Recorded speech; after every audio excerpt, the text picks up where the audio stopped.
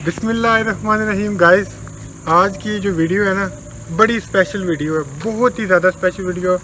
मैं सारों को रिकमेंड करूंगा कि वो ये देखें जो कुछ भी है। वैसे मैंने कभी नहीं कहा मेरी कोई वीडियो देखो, अगर आप ये वाली वीडियो आपके सामने खुल गई है तो आप हमें लाजमी इसको देखो।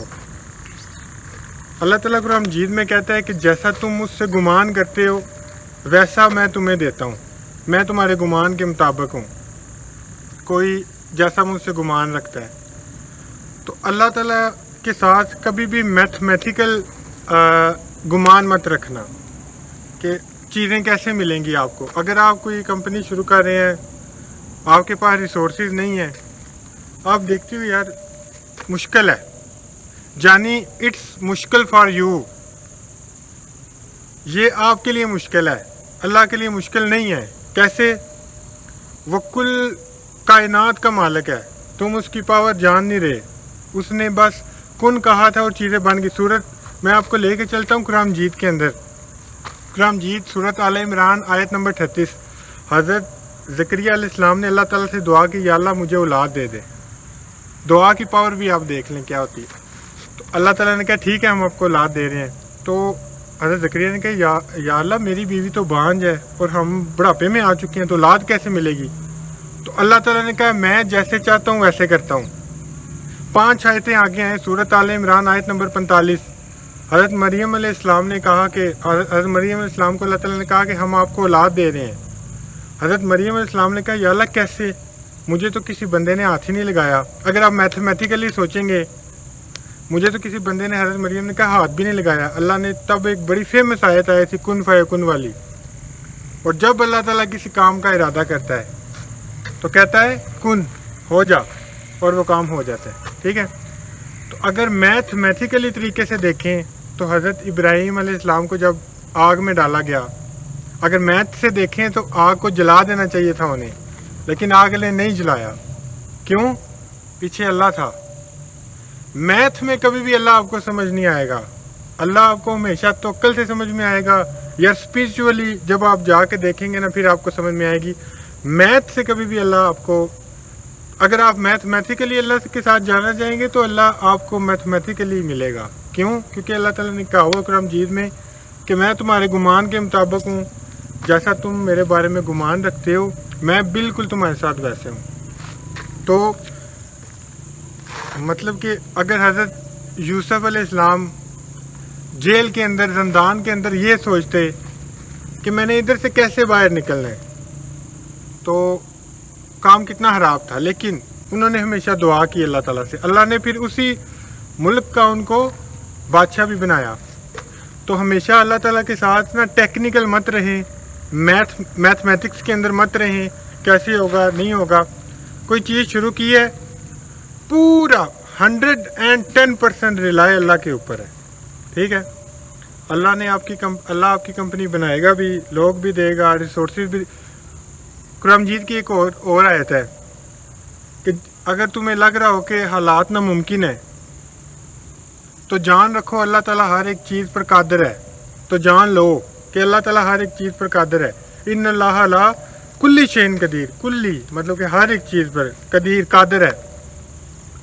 अल्लाह ताला के लिए काम करना ऐसे ऐसे है, अल्लाह आपके काम ऐसे ऐसे बना सकते हैं, बस आपका बिलीव और हमारा बिलीव वहाँ पे नहीं है। आपको कोई अच्छी यानी रिज़्क भी है, जैसे अल्लाह ताला ने कुरान मजीद में कहा हुआ कि रूए ज़मीन पर जितने भी जानदार हैं, मैंने खुद तर्जुमा पढ़ा कुरान मजीद का, उनका रिज़्क अल्लाह के ज़िम्मे है। तो बंदा सोचे कि अल्लाह के ज़िम्मे कैसे है, मुझे तो कंपनी से मिल रहा है। जब आपका ईमान ये बन गया, आपको रिज़्क कंपनी दे रही है, आपका ईमान डगमगा गया, आपको रिज़्क जो भी आ रहा है, 10 रुपये का भी आ रहा है, आपको रिज़्क अल्लाह ताला की ज़ात दे रही है। सबसे पहले अपना ये बिलीव ठीक करना है आपने।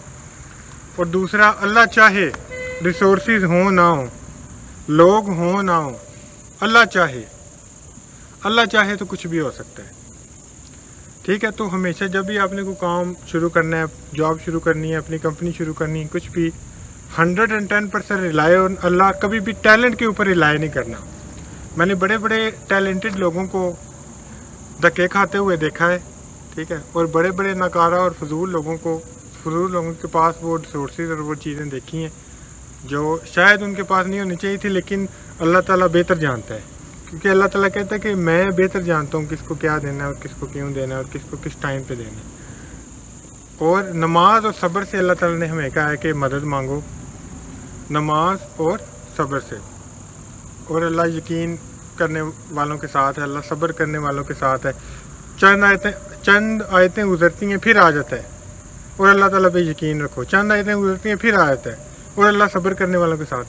تو یہ آپ کے لیے ایک میں نے سمجھا کہ ایک بہت ضروری ٹاپک ہے، کیونکہ میرے دوست ہیں کافی، جب میں ان کو کہتا ہوں نا اپنی کمپنی کے بارے میں، کیونکہ میں ادھر جاب کرتا ہوں 35-40 ہزار روپے میں، جب میں ان کو کہتا ہوں میری کمپنی ادھر چلی جائے گی، اگر اللہ نے چاہا تو میں اپنی کمپنی میں یہ کروں گا، اگر اللہ نے چاہا تو تسنیم گروپ جیسے میری کمپنی ہے، تسنیم گروپ آف کمپنیز بنے گی، ایک دن بنے گی، آپ کو نظر آئے گا تسنیم گروپ ہر جگہ، اگر اللہ نے چاہا تو۔ اگر اس نے نہ چاہا کدھر نظر آنا ہے، بس مار کے مٹی ہو جانا ہے میں نے، لیکن اگر اللہ نے چاہا تو کیا ناممکن ہے۔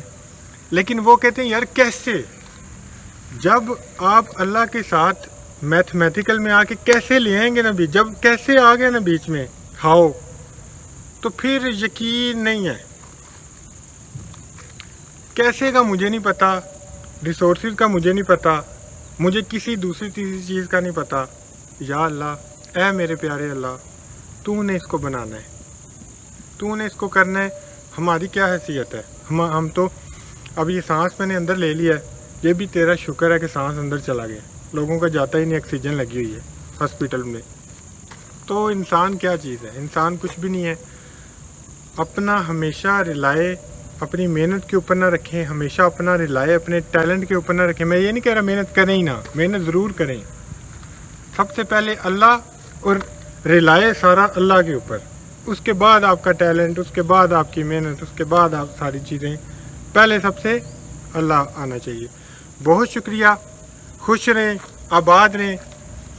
آج کھڑے ہو کے ویڈیو بنائی ہے آپ کے لیے، کوئی ڈیفرنٹ کیا ہے۔